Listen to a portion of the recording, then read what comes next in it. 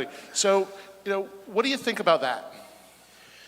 Look, I introduced myself earlier. I'm a kid from Kansas who, wears red, white, and blue on the 4th of July.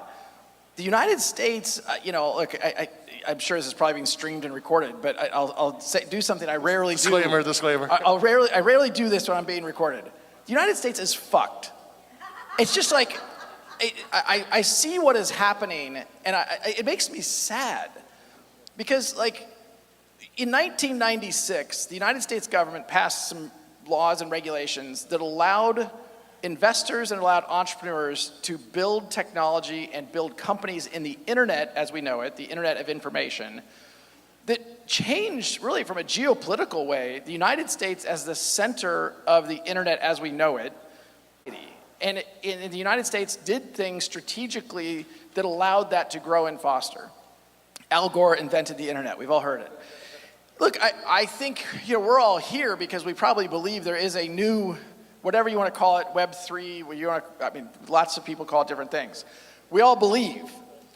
But the United States is not just making it hard from a lack of clarity, they're actually being punitive and driving people look, why would you want to start, and I've said this to entrepreneurs that frankly some of them Ripple invests in, why would you want to start a crypto company here in the United States?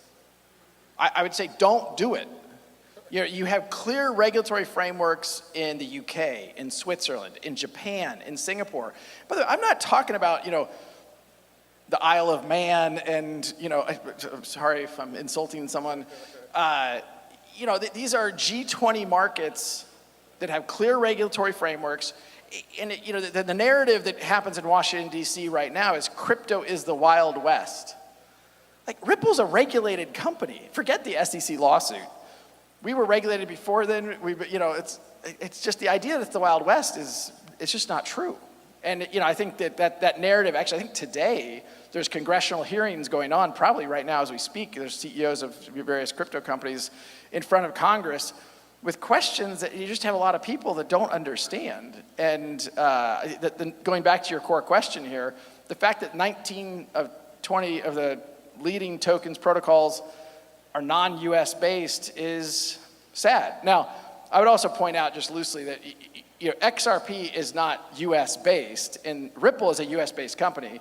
XRP is a decentralized open source technology with contributors from scores of countries around the world. And so your question assumes that it's that's US. Sort of. I accept that, thank you. A lot of, I sit on the edge of the same knife that you sit on in terms of thinking about these things. I'm a proud American. I've always been doing emerging markets investment banking where I was bringing access to our capital market and democracy and clarity and contract-based relationships and laws, which, as I think we're doing our best to erode. Data behind that. The United States Securities Exchange Commission filed a lawsuit against Ripple on December 22nd last year, so almost 1 year ago. Since that time, Ripple has had a heroic 2021. Growth has been extremely strong in terms of our primary metric of success is payment transactions. And we're still growing more than 100% year on year, despite the fact we have sold 0 new contracts in the United States in the last year. We've lost customers in the United States.